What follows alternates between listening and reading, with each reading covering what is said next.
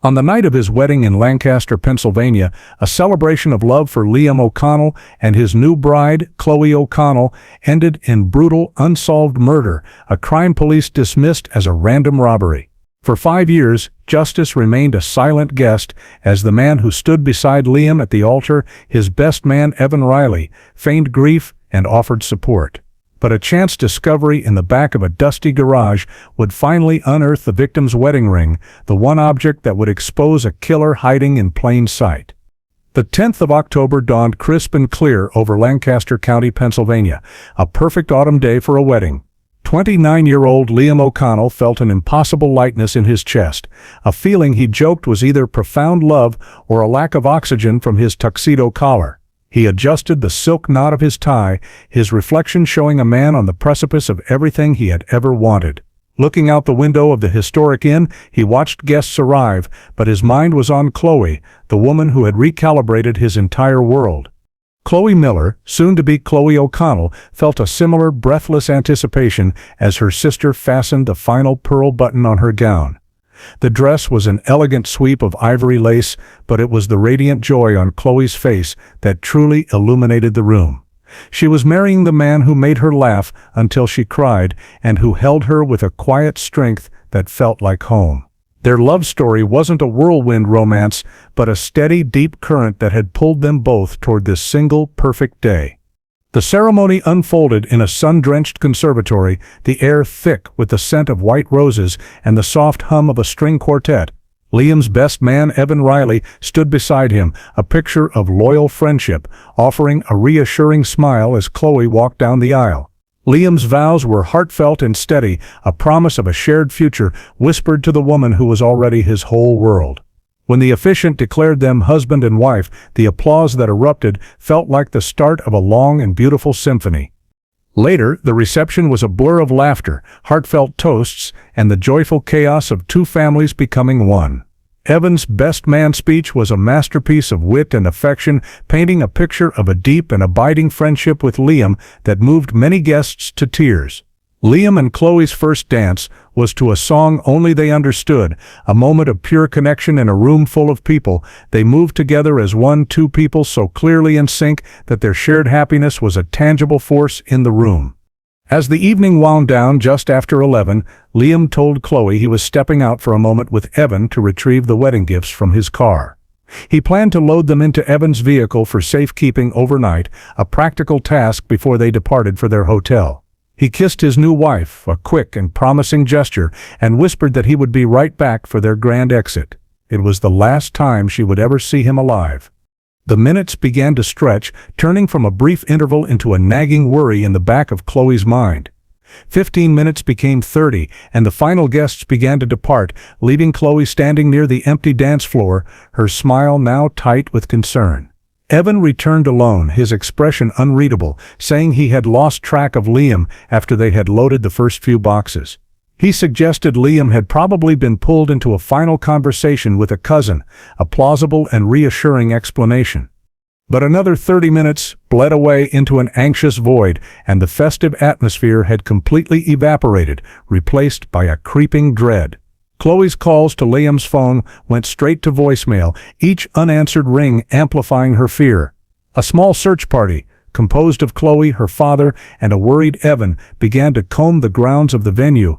They checked the parking lot, the gardens, and the now darkened corners of the old inn. It was Evan who found him, a detail that would later seem monstrously significant.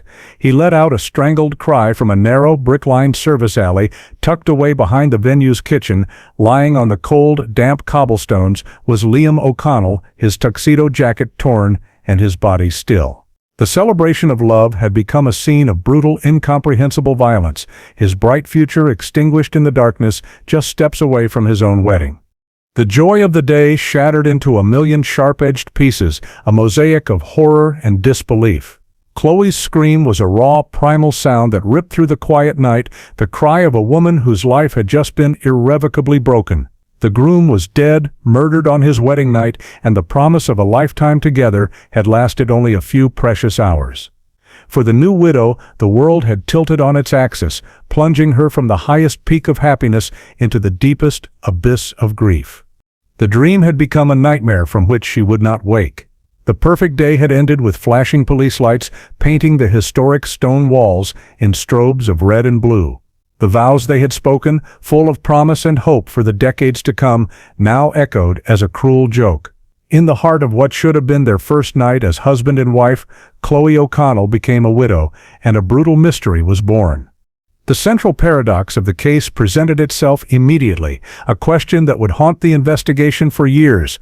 Why would a day defined by ultimate happiness, a celebration of love and community, end in such a vicious and personal attack? The scene itself offered few immediate clues, just the horrifying reality of a life taken too soon.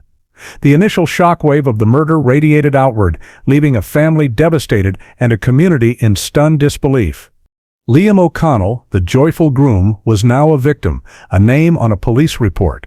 His story was no longer about the future he was building, but about the violent manner in which it had been stolen. The love that had filled the air just hours before was replaced by a cold, heavy silence. The investigation into his death had just begun, but the life he was meant to live was already over. The final image of the night was not of a happy couple driving off into the sunset, but of a grieving bride being led away from a crime scene. Chloe's ivory dress was a ghostly white under the harsh glare of the emergency lights, a stark reminder of the joy that had been so cruelly ripped away. A day that had begun with a promise of forever had ended with a question that had no answer. Who could have done this, and why? The arrival of the Lancaster City Bureau of Police shattered the last vestiges of wedding night serenity, replacing the soft melody of a string quartet with the harsh crackle of police radios. Detectives stepped into the service alley, their faces grim, the scene illuminated by the cold, sterile light of portable flood lamps. The body of Liam O'Connell lay in stark contrast to the festive remnants of the day, his pristine tuxedo now evidence in a homicide investigation. The initial assessment was methodical and grim, a process of documenting the end of a life that had been so full of promise just hours before. The crime scene itself offered the first and most powerful narrative. Liam's wallet was missing, and his expensive watch was gone, details that immediately pointed investigators toward a specific familiar motive. To the seasoned detectives, the scene whispered a story of a street crime, a mugging that had escalated with tragic and fatal consequences. This theory of a robbery gone wrong took root almost instantly, providing a logical, if brutal, explanation for an otherwise senseless act of violence. Chloe O'Connell, wrapped in a borrowed coat and sitting in the back of a police cruiser, was in a state of profound shock, the world reduced to a blur of flashing lights and muffled voices. Her interview was a heartbreaking ordeal, her answers choked with sobs as she tried to reconstruct the final hours of her husband's life. She recounted his last words, his quick kiss, and his plan to step outside with Evan, her narrative providing a crucial timeline for the investigators, but offering no insight into the shocking violence that followed. Evan Riley, the best man, presented himself as a pillar of strength in the swirling chaos, his face a mask of grief and disbelief. He spoke to detectives with a calm, albeit shaken, demeanor, explaining how he and Liam had started moving gifts before Liam decided to take a brief walk to clear his head. Evan claimed he had returned to the reception, assuming Liam would be right behind him, a story that fit perfectly with the image of a loyal friend now grappling with a terrible tragedy. In the fog of grief and confusion, his account was accepted without question, seen as the testimony of a fellow victim of the night's horror. The focus of the investigation quickly shifted away from the wedding party and toward the city's underbelly. Detectives began pulling files on known criminals in the Lancaster area, individuals with a history of robbery and violent assault. The theory was simple. A predator had seen an opportunity, targeting a well-dressed man in a dark alley, and the confrontation had turned deadly. This narrative was clean and straightforward, aligning with the physical evidence, or lack thereof, at the scene and sparing the family further immediate trauma by looking outward for the perpetrator. This initial direction provided a sense of purpose and momentum to the investigation, a clear path forward in the face of an unthinkable crime. The working hypothesis was that Liam had been a tragic victim of circumstance, simply in the wrong place at the wrong time. No one at the wedding, least of all the grieving bride or the distraught best man, was considered a person of interest. The circle of love and celebration that surrounded Liam was seen as impenetrable, a sanctuary from the kind of malice that had taken his life. The police established a timeline based on Chloe's and Evan's statements, placing Liam's death in a narrow window of approximately 20 minutes. Evan's account provided him with a solid alibi. He was back inside the reception hall, seen by dozens of people during the very moments the murder likely occurred. This fact, combined with his apparent devastation, cemented his status as a key witness rather than a potential suspect. His performance of grief was flawless, a convincing portrait of a man who had just lost his closest friend. In those first 48 hours, every piece of information seemed to reinforce the robbery theory. The coroner's preliminary report indicated the cause of death was blunt force trauma consistent with a violent struggle. The absence of Liam's personal effects, most notably his wallet and watch, was the linchpin of the case detectives were building. The search for a faceless, opportunistic killer began in earnest, a hunt that would consume the department's resources and the community's attention for weeks to come. The media seized upon this narrative, reporting the story as a tragic cautionary tale of random violence shattering a perfect day. Headlines painted a stark picture: Groom murdered on wedding night in apparent robbery. This public story provided a framework for understanding the crime, a way for the community to process the horror. For Chloe, it was a cold and hollow explanation, a label that did nothing to fill the gaping void that had opened in her life. The investigation proceeded down this path with confidence, a systematic search for a ghost. Detectives interviewed paroles, checked pawnshops for the stolen watch, and canvassed the area for any witnesses who might have seen someone fleeing the alley. The focus was entirely external, a search for an intruder who had breached the sacred space of a wedding celebration. The truth, however, was not hiding in the city's dark corners. It was hiding in plain sight, masked by a veil of friendship and feigned sorrow. The initial hours of the investigation were critical, setting a course that would lead detectives further and further away from the real killer. Every assumption made, every piece of evidence interpreted through the lens of a robbery, solidified a false narrative. The man who had stood by Liam at the altar had successfully positioned himself as a grieving friend, using the chaos and shock of the moment as the perfect cover. The seeds of a cold case were sown in those first few hours, watered by a plausible theory that obscured a much darker and more personal betrayal. The police were not looking for a monster within the fold, they were looking for one outside the gates. This fundamental miscalculation would define the investigation for the next 5 years. The search for a random mugger was in reality a search for a phantom, and while the police chased shadows, the real killer stood beside the bride, offering a comforting hand and a shoulder to cry on, his terrible secret safely buried under layers of deception. The investigation into Liam O'Connell's murder moved forward with a determined yet ultimately misguided focus. Guided by the compelling robbery gone wrong theory, the Lancaster Police Department dedicated significant resources to tracking down local criminals with a history of similar offenses. A thick manila folder, soon to be filled with dead ends, was opened, representing a citywide search for a suspect who, in reality, did not exist. Detectives spent weeks chasing down leads, each one a flicker of hope that was quickly extinguished. They brought in a handful of known felons for questioning, men who had been recently paroled for armed robbery or assault. These interviews were tense and unproductive, yielding nothing but firm denials and unverifiable alibis. The police pressed hard, convinced that someone in the city's criminal element must have heard something, but the streets remained silent.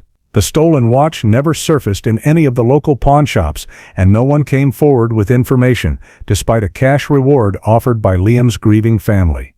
This phase of the investigation was a grueling process of elimination that slowly drained the department's resources and the investigators' morale. Each lead pursued felt promising at the outset, but ultimately dissolved into nothing, a frustrating cycle of raised and dashed hopes.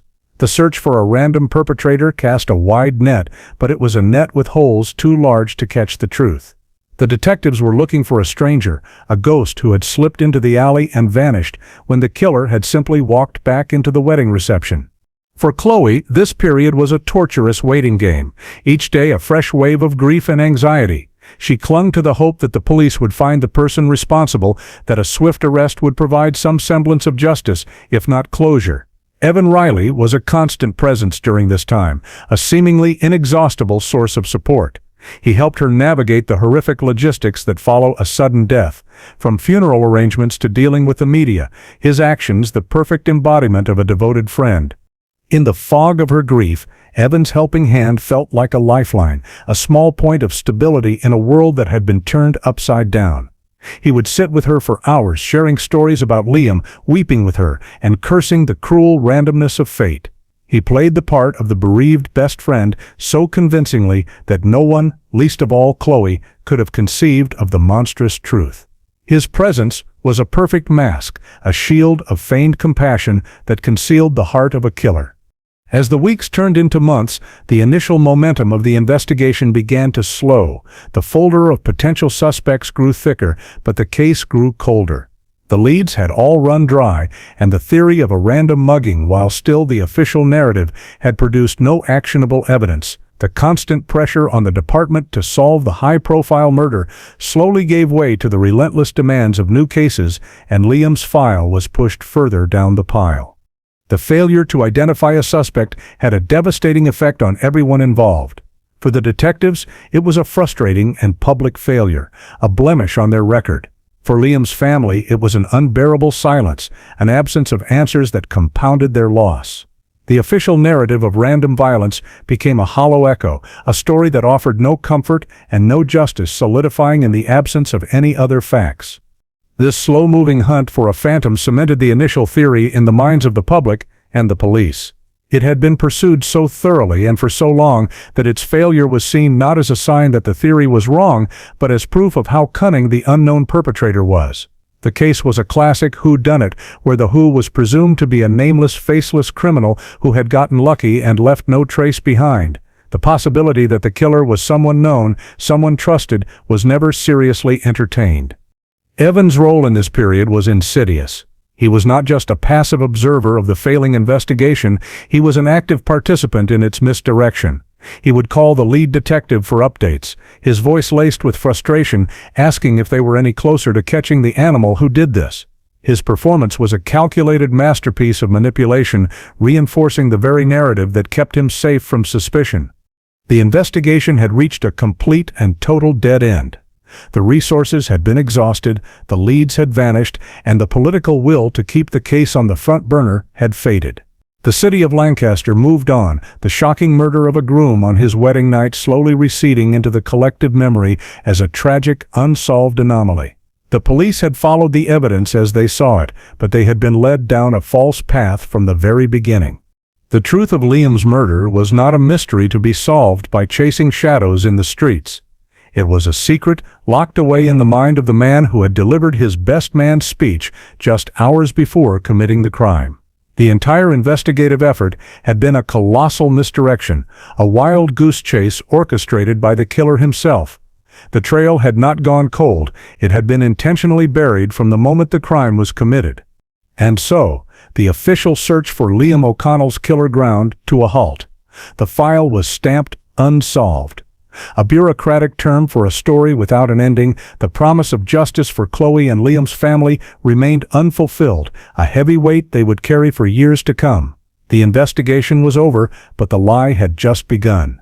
With all leads exhausted and no new evidence on the horizon, the investigation into the murder of Liam O'Connell was officially suspended.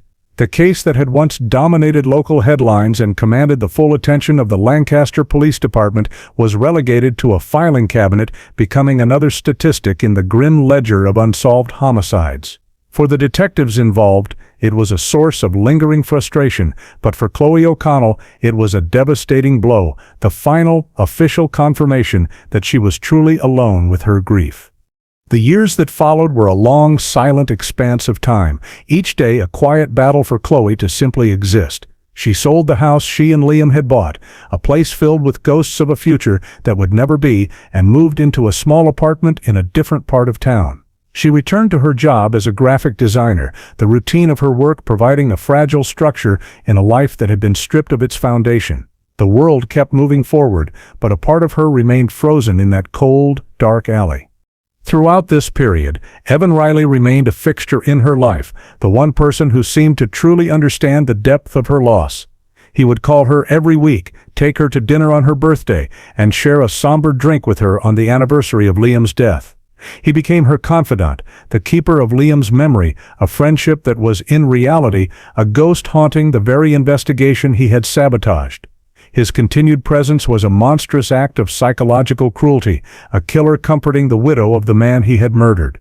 The official narrative of a random tragedy had solidified, becoming the accepted truth for everyone in their circle of friends and family. It was a story that, while unsatisfying, provided a way to rationalize the irrational. Liam had simply been in the wrong place at the wrong time, a victim of the world's cruel and arbitrary violence. This story allowed people to grieve without the complicating and terrifying thought that the killer might be someone they knew, someone they had shared a drink with at the wedding. In the absence of facts, this fiction became a load-bearing wall in the architecture of Chloe's new life.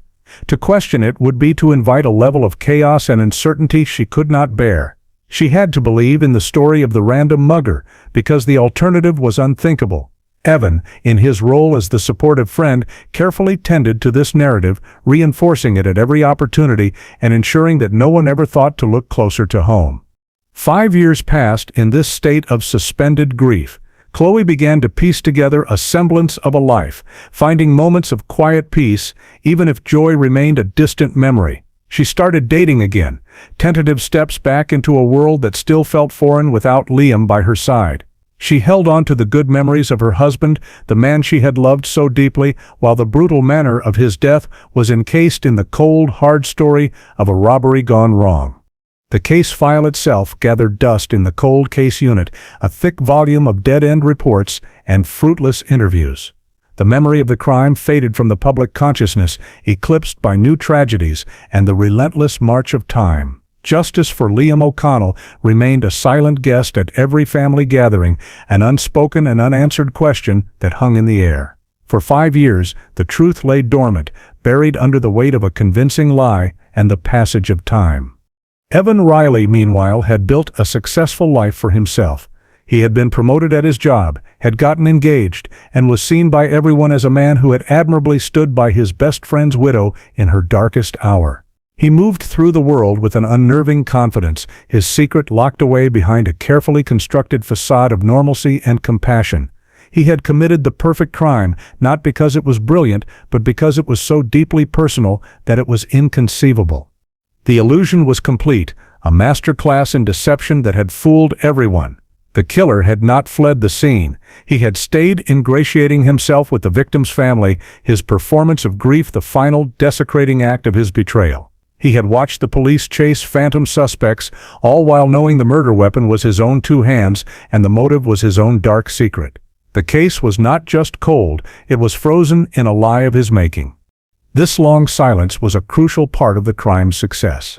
Time has a way of eroding certainty, of turning sharp-edged questions into dull, accepted facts. The initial shock had dissipated, replaced by a resigned acceptance of the official story. The lie had been told so often, and for so long, that it had acquired the weight and feel of truth. But buried secrets, like buried objects, have a way of working their way to the surface. The entire edifice of Evan's deception rested on a single, fragile foundation that no physical evidence could ever link him to the crime. He had been meticulous, he thought, in ensuring nothing of Liam's was left in his possession, but he had made one small, catastrophic mistake, an oversight born of panic in the moments after the murder. And as the 5th anniversary of Liam's death approached, a series of mundane events was about to set in motion a chain reaction that would shatter the 5-year silence. An unrelated person with no knowledge of the crime or its history was about to stumble upon the one object that could unravel the entire lie. The cold case was about to explode back to life, triggered by a chance discovery in the last place anyone would ever think to look. 5 years after Liam O'Connell's murder, Evan Riley was preparing to sell the house he had lived in since the wedding. His fiancée, a woman named Jessica who knew nothing of his dark secret, was eager to start their new life together in a different home, one without the lingering bachelor pad energy. They decided to hold a garage sale to clear out years of accumulated junk, a perfectly ordinary domestic ritual that would have extraordinary consequences. Jessica, a meticulous organizer, took charge of cleaning out the dusty, cluttered garage. On a Saturday morning, she tackled a set of old metal shelves in the back corner, a space that hadn't been touched in years. Behind a stack of old paint cans and a box of greasy car parts, she found a small, forgotten tool chest, its metal surface grimy with a thick layer of dust. Thinking it might contain something worth selling, she pried open the rusted latch. Inside, nestled among a tangle of old wrenches and stray screws, was a small, heavy object wrapped in a faded blue shop rag. Jessica unwrapped it, her brow furrowed in curiosity. Lying in her palm was a man's wedding band, a solid, custom-designed piece made of white gold with a distinctive brushed finish. It was clearly valuable and deeply personal, and she had no idea where it could have come from. When she showed the ring to Evan, a flicker of something fear crossed his face before he quickly masked it with a look of feigned confusion. He claimed he had no idea what it was, suggesting it must have been left behind by a previous owner or had somehow fallen into the tool chest years ago. The explanation was weak, and for the first time, Jessica felt a prickle of unease, a sense that something was not quite right, but she let the matter drop, placing the ring on the kitchen counter and turning her attention back to the garage sale. The ring sat on the counter for the rest of the day, a silent, gleaming accusation. Later that evening, a close friend of Jessica's, a woman who had also been a guest at Liam and Chloe's wedding 5 years prior, stopped by to help pack. She noticed the ring on the counter and picked it up, her casual curiosity turning to stunned recognition in an instant. She remembered the ring vividly from the wedding day. Liam had proudly shown it off, explaining how he and Chloe had designed their matching bands together. The friend's face went pale as she looked from the ring to Evan, the horrific implication of its discovery dawning on her. She knew Liam's wedding ring had never been recovered, a key detail in the story of the robbery that had taken his life. The fact that it was here, in Evan Riley's garage, hidden away in a dusty tool chest for 5 years, was an impossibility that could have only one terrible explanation. Her mind reeled as she tried to connect the kind, supportive friend she knew with the monstrous secret this ring represented. Faced with this direct and horrified recognition, Evan's composure began to crack. He stammered, offering a series of increasingly frantic and nonsensical explanations. He claimed Liam must have given it to him for safekeeping, and he had simply forgotten, a story that made no sense given the circumstances of Liam's death. The friend, now terrified, made an excuse to leave, the heavy gold band feeling like a radioactive secret in her mind. She drove directly to Chloe's apartment, her hands shaking, her heart pounding with a mixture of fear and dread. She sat with Chloe in her quiet living room and, with a trembling voice, explained what she had found. For Chloe, the news was a physical blow, a seismic shock that shattered the fragile peace she had spent 5 years building.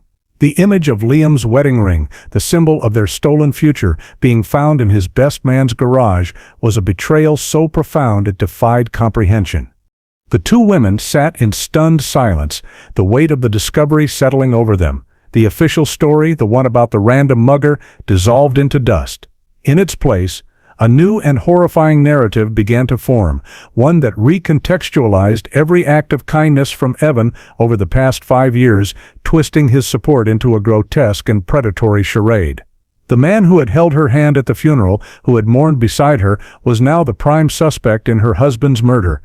The next morning, Chloe O'Connell, accompanied by her friend, walked into the Lancaster City Bureau of Police. She met with a veteran detective, a man who vaguely remembered the O'Connell case from years ago.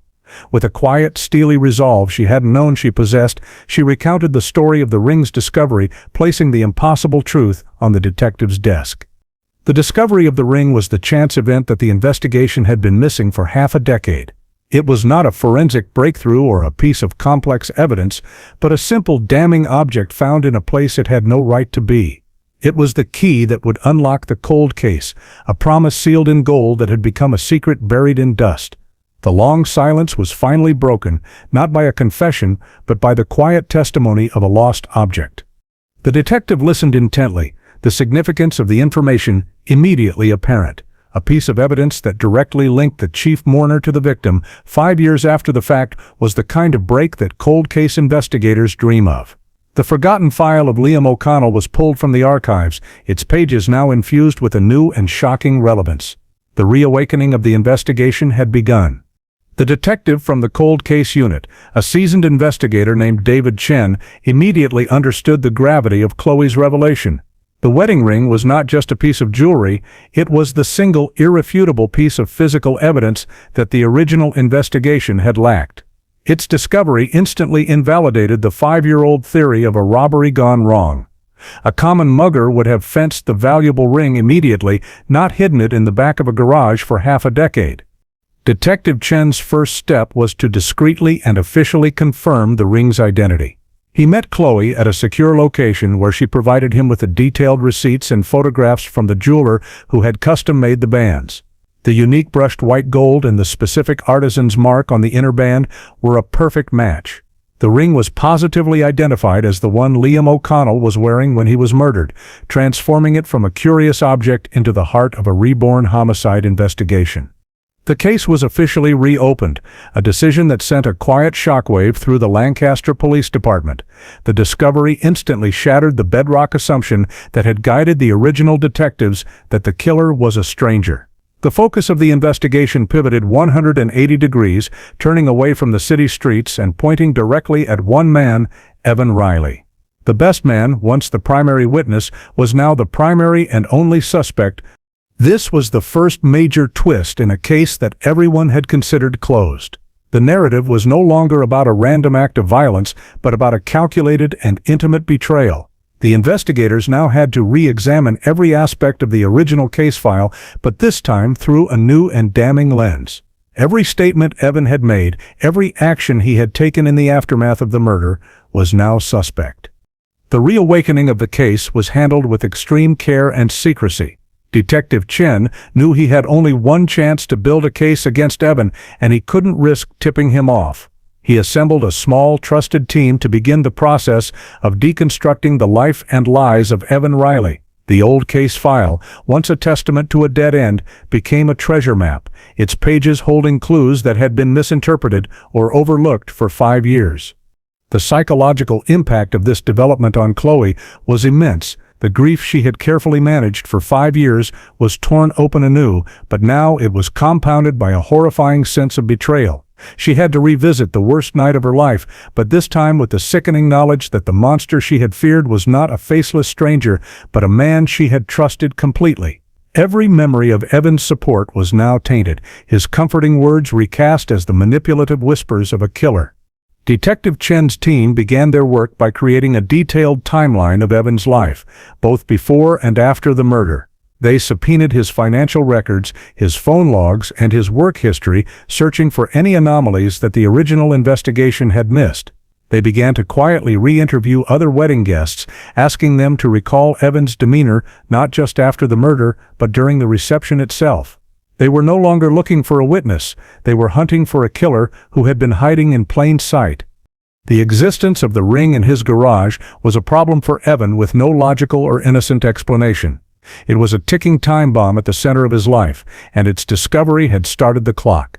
Investigators theorized that in the panic and adrenaline of the moments after the murder, Evan had taken the ring, perhaps as a trophy, or simply in a moment of crazed impulse, and had hastily hidden it, intending to dispose of it later, but then, out of fear or forgetfulness, never had.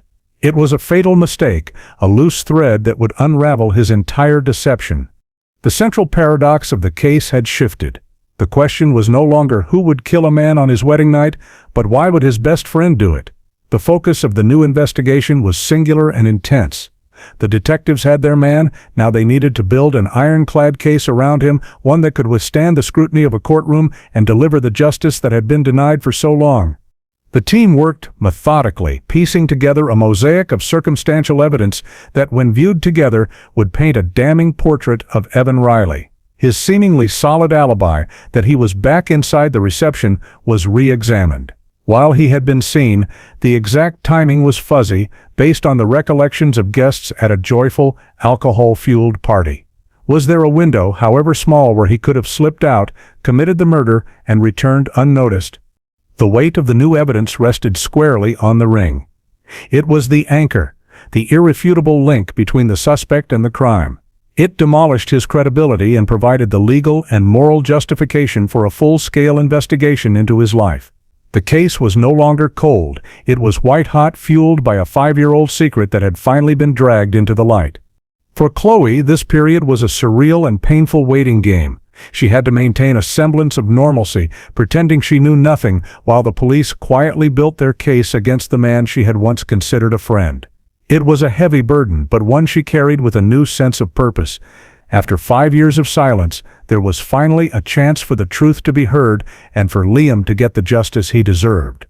The reawakening of the case marked a fundamental shift from a mystery of identity to a mystery of motive.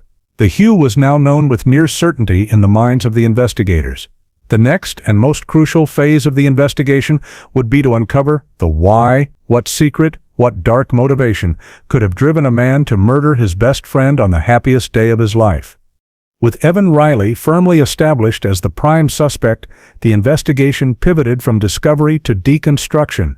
Detective Chen and his team began the painstaking process of dismantling the facade Evan had so carefully constructed over the past 5 years.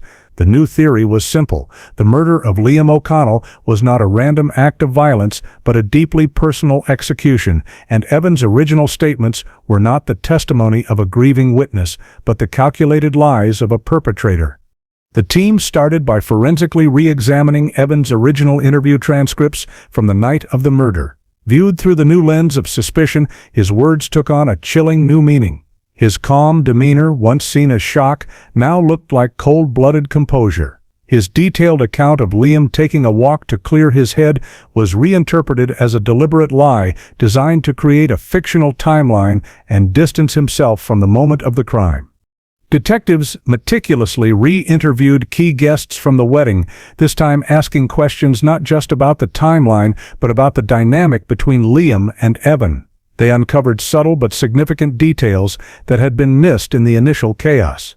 Several guests recalled an undercurrent of tension in Evan's best man speech. His jokes about Liam's success had a slightly bitter edge, his compliments a little too effusive to be entirely sincere. A friendship that had looked perfect on the surface began to show faint cracks under scrutiny. The investigation into Evan's finances became a central focus.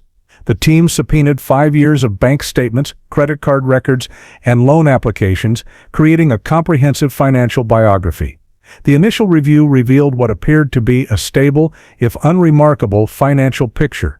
However, as detectives dug deeper into the period leading up to the wedding, a disturbing pattern began to emerge, one that pointed toward a hidden and desperate financial strain. They discovered that Evan had been living well beyond his means, funding a lifestyle of expensive cars and vacations with a growing mountain of secret debt. He had maxed out multiple credit cards and had taken out a high-interest personal loan that was coming due. The image of the successful, stable friend he projected to the world was a carefully curated illusion. In reality, Evan Riley was in serious financial trouble, a fact he had skillfully hidden from everyone, including his closest friends. This financial distress provided the first inkling of a potential motive. The detectives began to operate on the theory that Evan's financial problems were more severe than they appeared and were somehow connected to Liam. They started to scrutinize every financial interaction between the two men, looking for transfers, loans, or any other transaction that could illuminate the true nature of their relationship. The public persona of a loyal best friend was crumbling, revealing a man under immense secret pressure.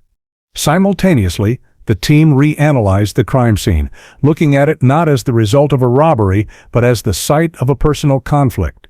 The level of violence, the repeated blows from a blunt object, was re-evaluated. It spoke of a rage and a fury that was far more personal than a simple mugging. This wasn't the work of a detached criminal looking for a quick score. It was the work of someone consumed by a powerful, violent emotion. The lack of any defensive wounds on Liam also became significant under this new theory. It suggested he was taken by surprise, attacked by someone he trusted, someone who could get close to him without raising alarm. The picture that was forming was of a premeditated ambush, not a chance encounter. Evan had not just happened upon Liam in the alley, he had likely lured him there under a false pretense. Chloe, in her conversations with Detective Chen, was asked to dredge up memories she had long buried, to think about any strange interactions or conversations between Liam and Evan in the months before the wedding. She recalled Liam mentioning in passing that he had loaned Evan some money to help him with a business investment, but he had been vague on the details. At the time, she had thought nothing of it, seeing it as a simple act of friendship, but now, that forgotten conversation felt like a critical clue. The new theory taking shape was that of a murder born of desperation and deceit. Evan Riley was not just a grieving friend, he was a man leading a double life, his public success a sham built on a foundation of debt. The investigation was peeling back the layers of his life, revealing the rot that lay beneath the polished surface. Every new piece of information reinforced the detectives' certainty that they were on the right path. They created a psychological profile of their suspect, a narcissist with a profound sense of entitlement, someone who was pathologically jealous of his friend's genuine success and happiness. Liam had everything Evan wanted: a successful career, a loving partner, and financial stability. This long-festering jealousy, when combined with a desperate financial situation, could have created a volatile and murderous cocktail of resentment and greed. The investigation was no longer about finding a phantom, it was about proving a specific and horrifying narrative that on Liam O'Connell's wedding night, his best man, motivated by a secret he could no longer contain, lured him into an alley and brutally murdered him. The theory was coherent, psychologically sound, and increasingly supported by the evidence they were unearthing. The next step was to find the one piece of evidence that would provide the undeniable why. The deep dive into Evan Riley's financial history finally yielded the explosive motive detectives had been searching for.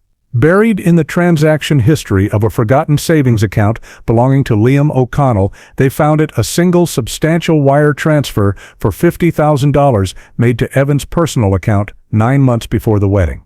The memo line on the transfer was simple and devastating. Loan due in full October. The due date was the month of the wedding. This discovery was the second major twist, the crucial why behind the unthinkable betrayal. This was not a small, friendly loan. It was a significant sum of money that Evan had no conceivable way of repaying. The business investment he had told Liam about was a lie. Bank records showed the $50,000 had been used almost immediately to pay off high-interest credit card debt and to make a down payment on a luxury car. Armed with this new information, Detective Chen's team began to build a definitive timeline of Evan's financial desperation. They discovered that Liam had started asking about the loan in the weeks leading up to the wedding, his tone growing more insistent in emails and text messages they recovered from archived phone records. Liam wasn't just a friend, he was a creditor, and he intended to collect on the debt, likely needing the money for his own future with Chloe. The motive was now crystal clear and terrifyingly simple: greed and desperation. Evan Riley was facing imminent financial ruin and public humiliation. The man who had carefully crafted an image of success was about to be exposed as a fraud by his own best friend. The wedding, a celebration of Liam's bright future, became a deadline for Evan, a ticking clock counting down to his own social and financial destruction. This revelation recontextualized everything. Evan's decision to murder Liam was not an act of sudden rage, but a cold and calculated business decision. By killing Liam, he believed he could erase the debt and the one person who knew the truth about his precarious financial state. He likely assumed the loan was a private arrangement, a secret that would die with Liam, allowing him to maintain his facade and start fresh. The long-festering jealousy investigators had suspected was now cast in a new light. It wasn't just about Liam's happiness or his marriage to Chloe, it was about the power dynamic that the loan had created. Evan, who likely saw himself as Liam's equal, had become his subordinate, dependent on his friend's generosity. This subservient position would have been an intolerable injury to his narcissistic ego, fueling a resentment that festered for months. Detectives now had a powerful tripartite case against Evan Riley. The means proximity and trust, the opportunity luring Liam to the alley, and the motive a $50,000 debt that was about to be called in. The wedding ring proved he was at the scene of the crime and had taken a trophy, and the financial records proved he had a compelling reason to want Liam dead. The circumstantial case was becoming overwhelmingly strong. When Detective Chen presented this new evidence to Chloe, it was another profound shock, but one that brought a horrifying clarity. She finally understood the why. The betrayal was not born of some incomprehensible, spontaneous evil, but of something far more common and insidious: greed.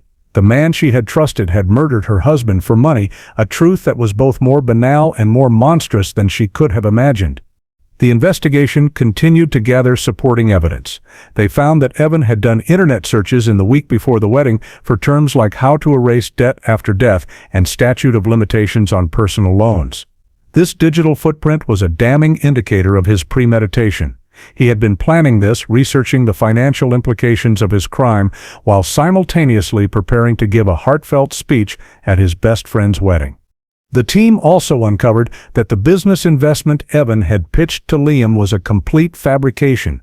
He had created fake documents for a tech startup that never existed, a simple deception that a trusting friend like Liam would not have questioned deeply. The entire affair was a long con, a betrayal that began months before the murder itself.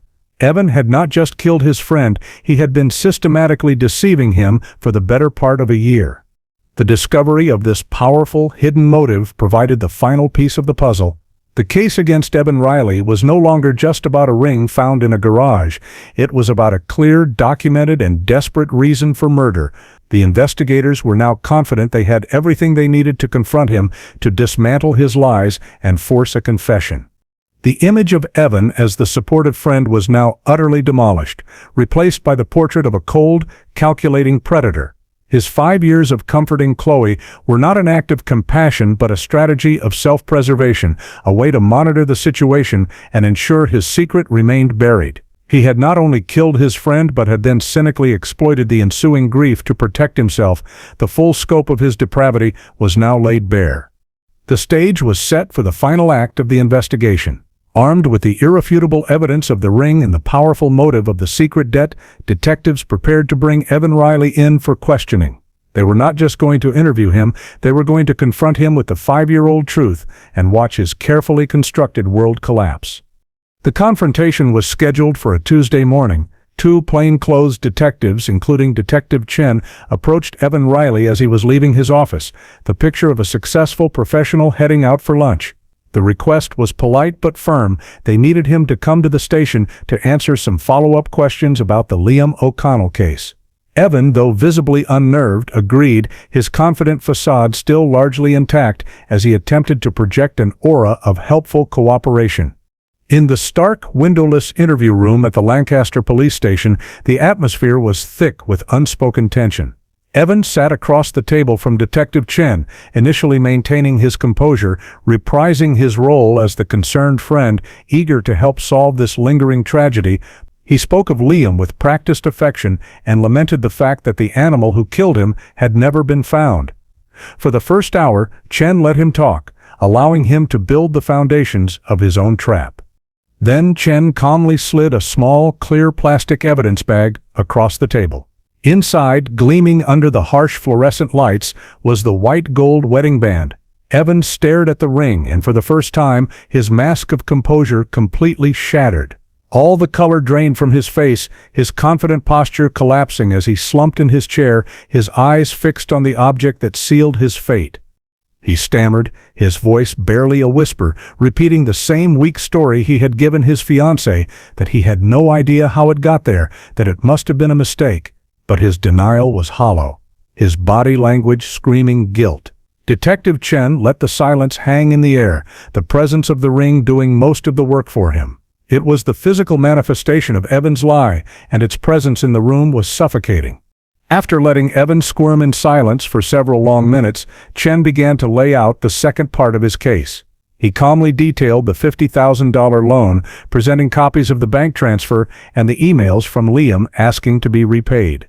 He walked Evan through his own financial history, detailing the credit card debt, the car loan, and the desperate financial hole he had been in just before the wedding. He laid out the facts, not as accusations, but as an undeniable chronological narrative of motive. Evan's entire world visibly collapsed in that moment.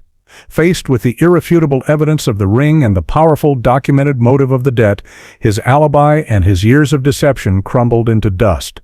The carefully constructed facade he had maintained for 5 years was annihilated in a matter of minutes. There was no escape, no plausible denial, no path forward except through the truth. The confession, when it finally came, was not a dramatic outburst but a quiet, defeated whisper. He began to cry, not tears of remorse, but tears of self-pity for being caught. He admitted that Liam had confronted him at the wedding reception, quietly but firmly telling him that he needed the loan repaid by the end of the month. The confrontation, held in a quiet corner away from the celebration, had been the final trigger. He recounted the rest of the night in a broken, halting narrative. He had lured Liam to the service alley under the pretense of having a private conversation.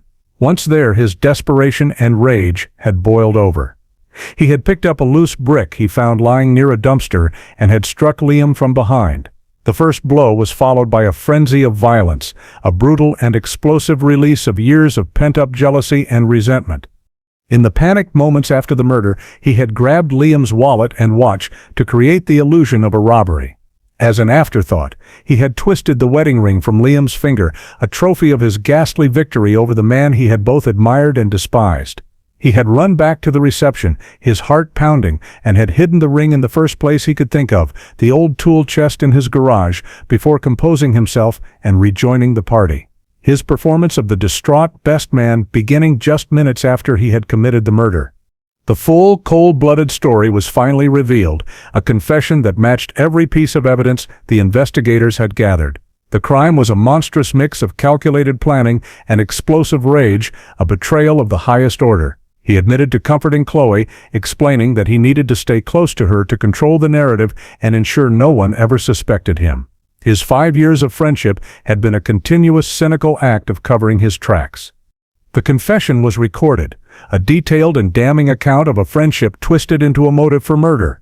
The man who had stood at the altar promising to support his friend had instead become his executioner. The long unanswered questions were finally put to rest, the mystery solved not by a single fingerprint, but by the slow, methodical unraveling of a complex web of lies. Evan Riley was arrested and charged with the first-degree murder of Liam O'Connell. The news of Evan Riley's arrest and confession sent shockwaves through the community and their circle of friends, a second, more painful trauma for everyone who had loved Liam. The story of a random robbery had been a tragedy, but the truth was a horror of a different magnitude. The idea that the killer had been among them all along, mourning and grieving alongside them, was a betrayal that poisoned every memory of the past 5 years. Evan's trial was brief. Faced with his own detailed confession and the mountain of evidence, he pleaded guilty to avoid a drawn-out public spectacle. He was sentenced to life in prison without the possibility of parole, a legal endpoint to a saga of profound deception. The courtroom proceedings provided a formal resolution, a final chapter in the official record of the crime, but for Chloe O'Connell, the legal closure was only one small part of a much more complex and painful aftermath. She had gotten justice for Liam, but she was left to grapple with a truth more devastating than the one she had lived with for 5 years. The knowledge that her husband had been murdered by his best friend, a man she had trusted and leaned on in her darkest hours, forced her to re-examine her own judgment and memories. The 5 years of Evan's feigned support were now recast as a period of profound psychological violation. She had shared her grief with her husband's killer, a horrifying realization that left her feeling isolated and exposed. Her path to healing had to begin again, this time from a place of even deeper pain. In the months and years following the conviction, Chloe found a new final kind of closure, one that had nothing to do with the legal system. It was a quiet internal process of separating the man she had married from the man who had murdered him. She had to reclaim her memories of Liam, to scrub them clean of the stain of Evan's betrayal. She focused on the love they had shared, the joy of their time together, and the goodness of the man he was, refusing to let the brutal end of his life define his entire story. She became a quiet advocate for other families of cold case victims, understanding in a way few could the unique pain of unresolved loss and the disorienting shock of a delayed truth.